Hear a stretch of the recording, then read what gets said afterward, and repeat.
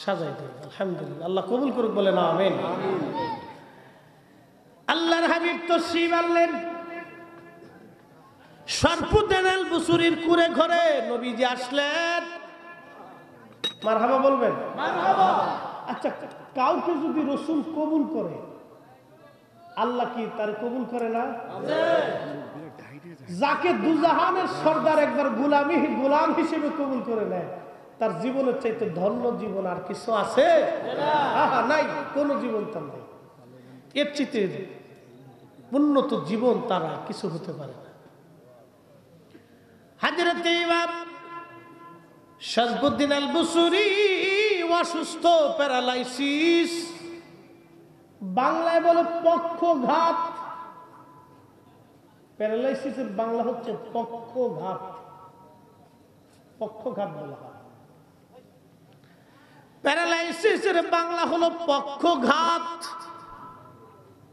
এই পক্ষঘাত রোগে আক্রান্ত ইমাম বুসুরি, একটা পা ওনার অবশ হয়ে গেছে, অর্থাৎ ডান পাশের বাম পাশের একটা পা ওনার অবশ।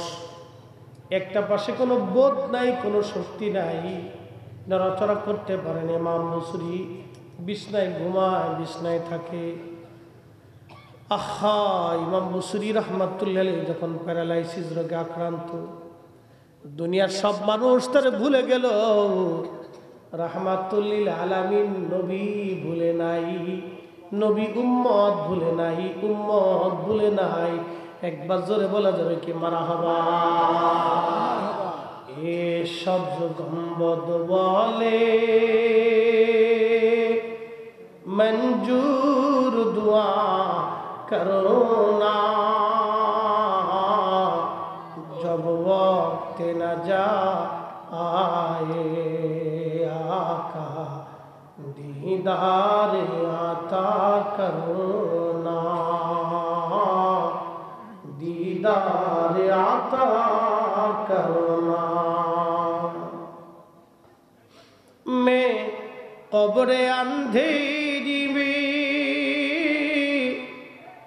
घबराऊंगा जब तन्हा, में कब्र अंधेरी में घबराऊंगा जब तन्हा।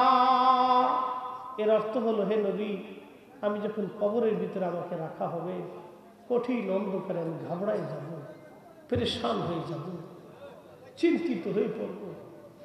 मैं कब्र अंधेरी में घबराऊंगा जब तन्हा, इमदाद मेरी करने आ जाना रसूल अल्लाह।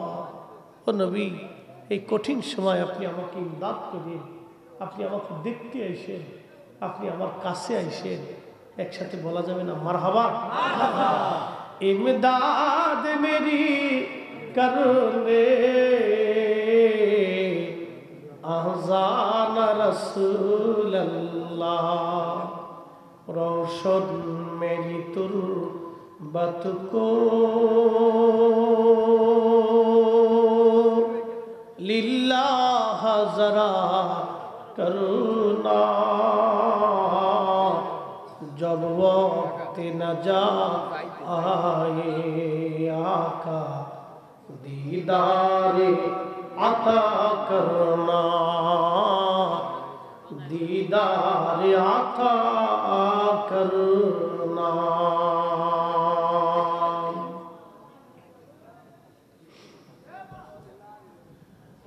আল্লাহর নবীজি শরফুদ্দিন বুসুরির কুরে ঘরে নবীজি আসছে। একসাথে বলবেন আল্লাহু আকবার।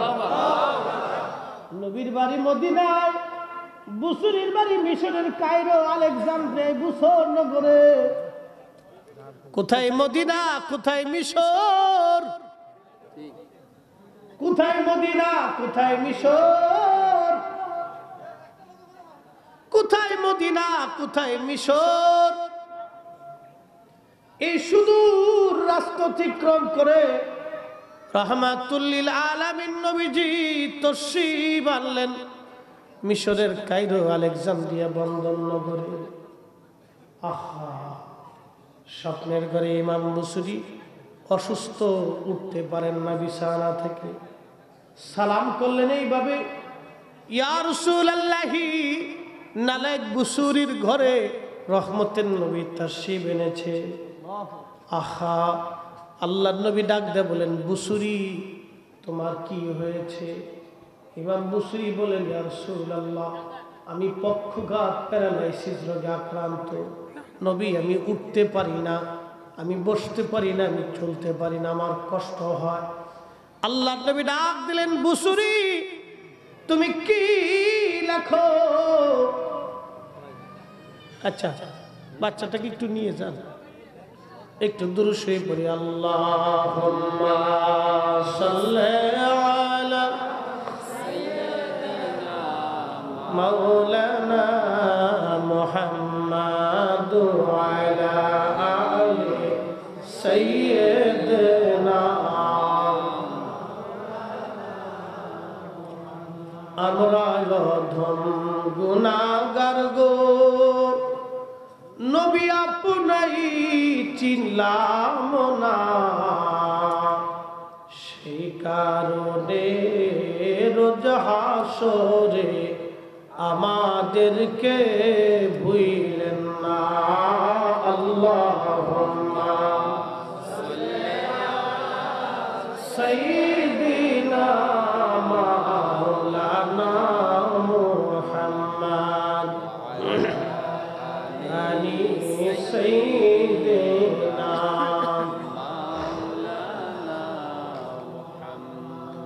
আল্লাহর নবী স্বপ্নে এসে বলেন, বুসরি তুমি কি লেখো?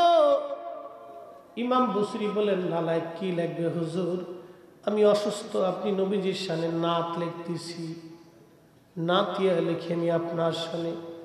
আল্লাহর নবী বলেন, কি লেখো তুমি আমার একটু পড়ে পড়ে শোনাও। ইমাম বুসরি বলেন, আমি স্বপ্নে নবীকে পড়ে পড়ে শোনাচ্ছিলাম। পড়তে পড়তে পড়তে পড়তে পড়তে পড়তে আমি যখন পড়ি তখন আল্লাহর নবীজির ঝুল এসে গেল। নবীজি ঝুলতেছিলেন, ছন্দের মোহনায় নবীর ভালো লাগতেছিল। নবীজির একজন কবি ছিলেন, তার নাম হাসান বিন সাবিত। তিনি একটা নাত লিখতেন এইভাবে, ইন্নাকা উলিদতা মুবাররান মিন কুল্লি আইব কাআন্নাকা খুলিকতা কামা তাশা ওয়া দাম্মাল ইলাহু ইসমান নবী বিইসমিহি ইদা ক্বালা ফিল খামসিল মুআজ্জিন নাশাদ। একবার জোরে বলা যাবে কি মারহাবা?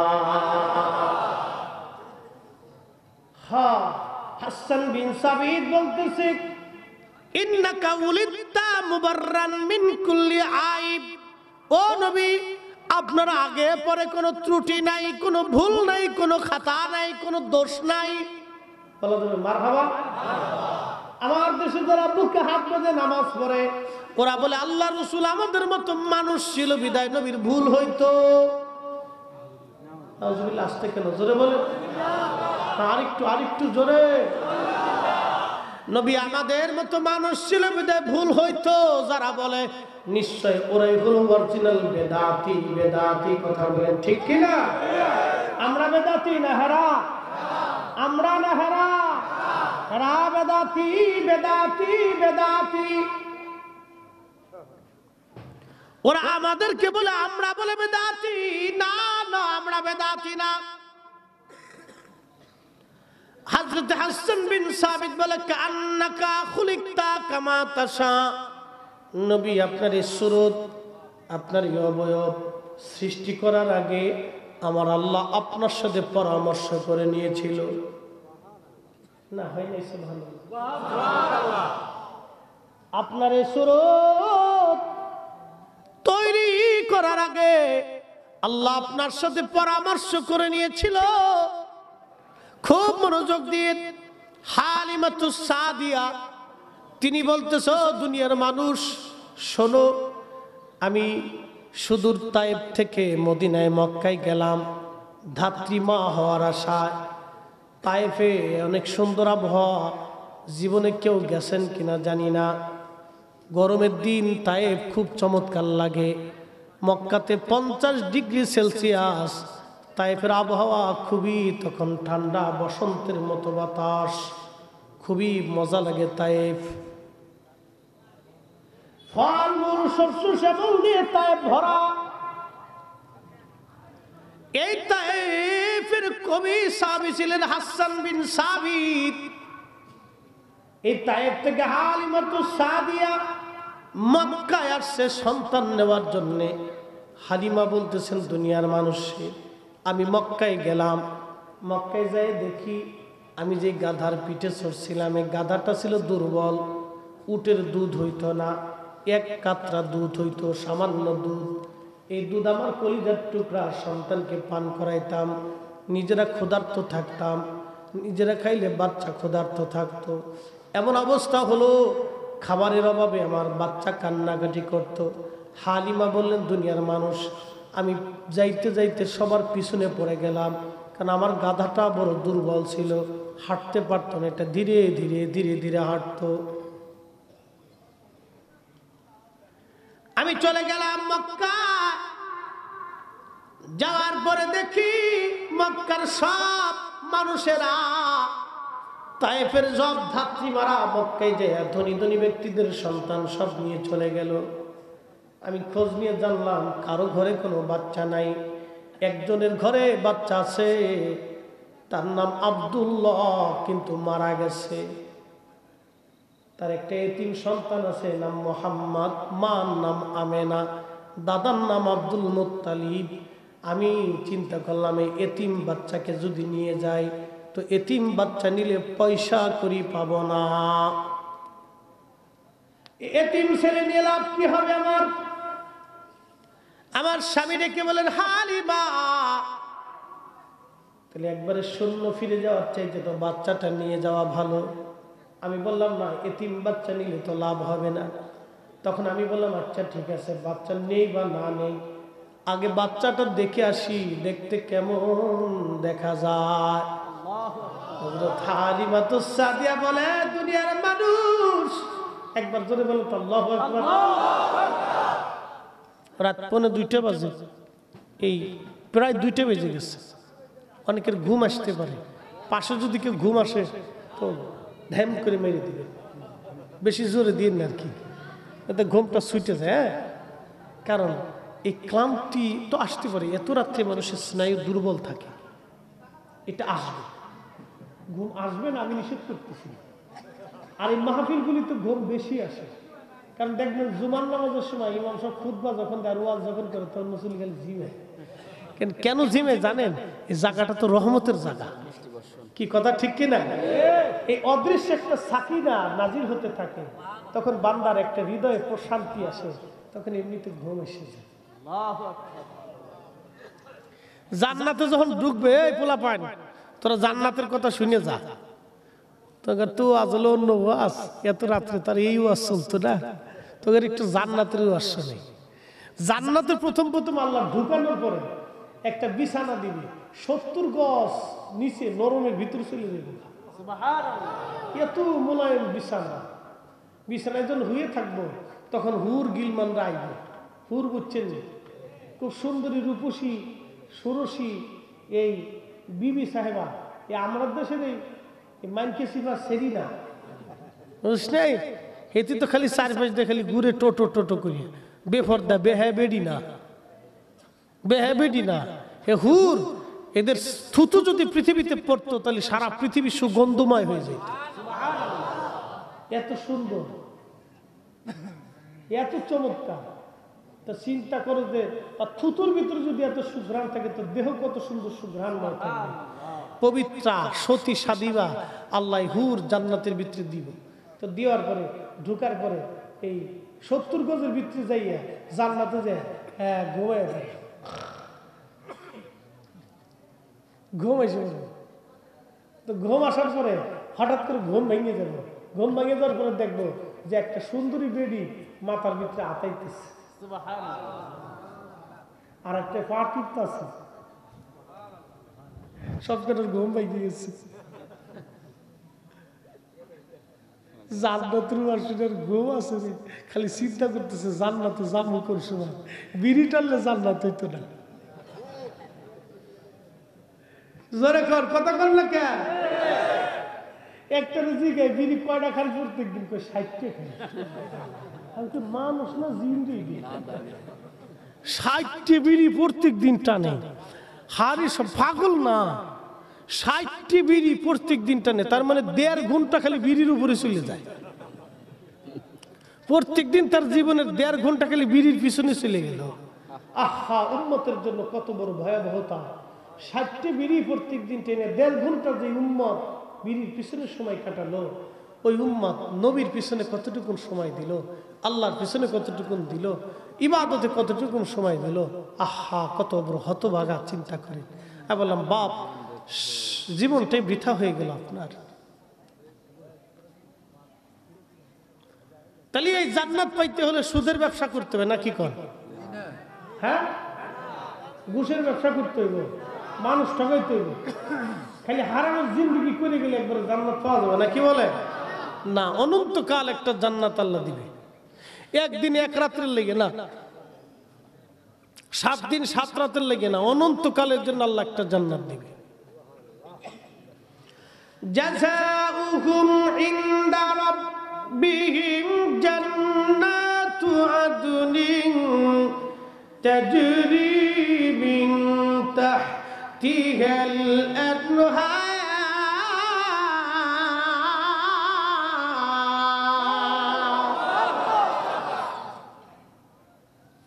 এই জান্নাতের নিচ দিয়ে নহর প্রবাহিত।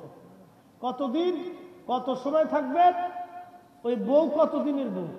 একটা দুটি না, সর্বনিম্ন 80টা দিন। কয়টা? 80। বাংলাদেশে একটা হইলি তো জ্বালার চোটে বাঁচি, একটার জ্বালায় অস্থির। দাদায় 40 বছর ধরে একটার ভূতের জ্বালা, দাদির জ্বালায় দাদা শেষ হয়ে গেছে। দাদাই কয়, এই তুমি আমার নসিবে জুটছি, আমার জীবনে তছনছ করে আনাইছো, কিচ্ছু পাইলাম না, শেষ হয়ে গেছে একদম। একটার জ্বালায় অস্থির। আর জান্নাতে সর্বনিম্ন 80টা থাকবে। খালিদিনা ফিহা আবাদা, চিরদিন ওই জান্নাতে 80টা বউ, একটা না, 80টা, আরো বেশি দিব আল্লাহ। যদি চান আল্লাহ আরো 80টা দেও, তো আল্লাহ আরো 80টা দিব। সুবহানাল্লাহ কবে? আর বাড়ির বউ যেটা, হেতা এই ওয়াজ শোনার পরে হে চিনতে আছে যে হেতা যদি আমরা সলিমের বাপে যদি 80টা পায়, তাহলে পরে আমার উপায় কি হইল? সুবহানাল্লাহ বলবে? হেতায় ওয়াজ শুনতেছে না, শুনতেছে নি? হেতা বই বই চিন্তা করে, সলিমের বাপে যদি 80টা বউ পায়, তাহলে কি দুনিয়াতে নিয়ে আমার লগে যে ঝগড়াটা করে, দুনিয়ার যে এই আলকাতরা চাইলে লিপস্টিক দেয়, লিপস্টিক চাইলে সোনু দেয়, সোনু চাইলে কিছুই দেয় না, বাজার সদাই ঠিক মতো করবার চাই না, ঈদের কাপড় চাইলে দিবার চাই না, হেতায় 80টা বউ লইব জান্নাতে, তো আমার অবস্থা কি হইব? হেতে খুব চিন্তা আছে। এ ভাইরা আমার, মা বোনদেরকে বলি, ওই জান্নাতের ভিতরে নিজের স্ত্রীকে আল্লাহ এত সুন্দরী বানাই দিবে, ওই 80 জন হুর গিলমানের চাইতে বেশি সুন্দর হবে আপনার স্ত্রী। একবার জোরে বলেন মারহাবা। আপনার নিজের বউটা আল্লাহ এত সুন্দর করে বানাই দিব যে বউর দিকে তাকাইলে হুরেদের দিকে তাকানোর টাইম পাইবে না। আসতে কইলেন কেন?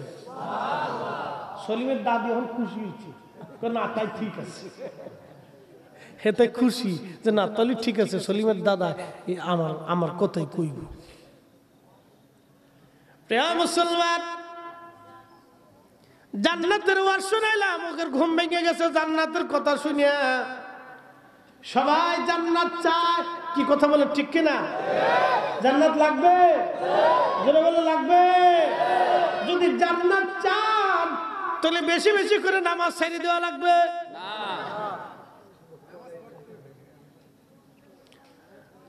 খারাইনে মুতুন্নে পার্টি কয়জন আছে দেখতে লাগে? জন, দুইজন, তিনজন, চারজন, পাঁচজন, ছয়জন, সাতজন, আটজন, এটি সব দাঁড়ায় মুতে, বুঝছেন না? খালি দাঁড়ায় মুতে না, ঘুমের মধ্যে দেখতেছে যে এই তাল গাছে ঘুরাই মারতেছে, ঘুরে ঘুরে মুততেছে, ঘুমে তো উঠতে দেখে বিছনা শেষ।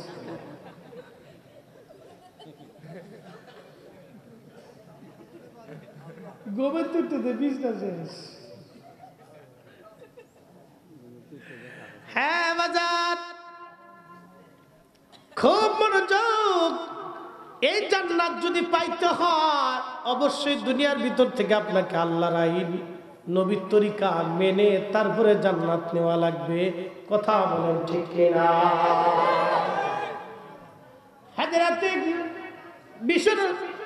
হযরতে শরফুদ্দীন আল বুসরি স্বপ্নের ঘরে বলতেছেন, আমি গজল গাইতেছিলাম, নাত বলতেছিলাম, আল্লাহর নবী সুরের মোহনায় মোহনায় দুলতেছিলেন। নবীজির কাছে ভালো লাগতেছিল, খুব ভালো লাগতেছে, খুব ভালো লাগতেছে। ওই জান্নাতের ভিতরেও হুরেরা গান শোনাইব। জোরে কন্যা মারহাবা। হুরেরা জান্নাতে কি শোনাইব? গান, গান, গান। পুরি কণ্ঠ হইবে, কণ্ঠ। আল্লাহু আকবার। পৃথিবীতে শ্রেষ্ঠ কণ্ঠ ছিল হযরতে দাউদ আলাইহিস সালামের। আল্লাহ জবুর যখন তেলাওয়াত করতেন দাউদ আলাইহিস সালাম, সুরের মোহনা এত চমৎকার, লাহান আর সুরের ঢেউ এতই মধুর ছিল যে বনের পশু, বাঘ, হরিণ, সিংহ, বানর, বাদর, এই আপনার শিয়াল, কুত্তে, যেখানে যা থাকতো সব চারপাশ দিয়ে আইসিয়ে দাউদ আলাইহিস সালামের সামনে বসে বসে শুনত। না ধুর হয়েছে না, আরো জোরে, আরো জোরে। এত সুন্দর লাহান ছিল, এত সুন্দর কণ্ঠ ছিল। নদীর পারে বসে তেলাওয়াত করতেন জাবুর। নদীর মাছগুলি এসে এসে এসে এসে কান পেতে শুনতো। আকাশের পাখিরা গাছের ডালের উপরে এসে ভিড় করে নির্ঝুম মতো শুনতো। সুখ পাইরে সুখ পরাণের পাখি 18টা বিয়া করিয়া দেশে দেশে ঘুরি, আমার সুখ নাই রে। গায়করা গান গায় খুবই সুন্দর সুর দিয়ে, আমরা ছেলেরা নাচ গায়, নবীর শান গায় খুব সুন্দর সুর দিয়ে। ঠিক কিনা? চমৎকার লাহান দিয়ে সুন্দর সুন্দর নাচ গায়। আরে কোরআন শরীফ তেলাওয়াত করে কারি খুব সুন্দর সুর দিয়ে। পৃথিবীর সমস্ত মানুষের সুর যদি এক জায়গা করা হয় দাউদ আলাইহিস সালামের সুরের মতো হবে না। একবার জোরে বলা যাবে কি মারহাবা। আল্লাহ পৃথিবীর সমস্ত মানুষের সুর এক জায়গা করলে দাউদ আলাইহিস সালামের সুরের মতো হবে না। আমি ভুটান গেছি, ভুটানের জাতীয় বৌদ্ধ মন্দিরে গেছে, এরা বৌদ্ধ ধর্ম আর কি। তো জাতীয় বৌদ্ধ মন্দিরে ঢুকছি, তো এই বৌদ্ধ খুব বড় একটা প্যাট, এত বড় একটা প্যাট, খুব সোনা দিয়ে বানাইছে পুরা মন্দিরটা। তা আমি যখন ভিতরে ঢুকছি তখন যে বৌদ্ধ ভিক্ষু যারা আছে মাথা টাক করা, শালু গায়ে দিয়ে, এই হলুদ কাপড়, এই বৌদ্ধ যায় দেখি ত্রিপিটক পাঠ করতেছে। বৌদ্ধ ভিক্ষুরা ত্রিপিটক পাঠ করতেছে। তো একজন বাঁশি বাজাইতেছে আর একজন এই বাঁশি সুরে সুরে ত্রিপিটক পাঠ করতেছে।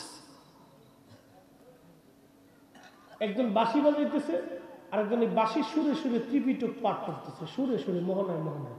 তা আমি দাঁড়ায় দাঁড়ায় কিছুক্ষণ শুনলাম।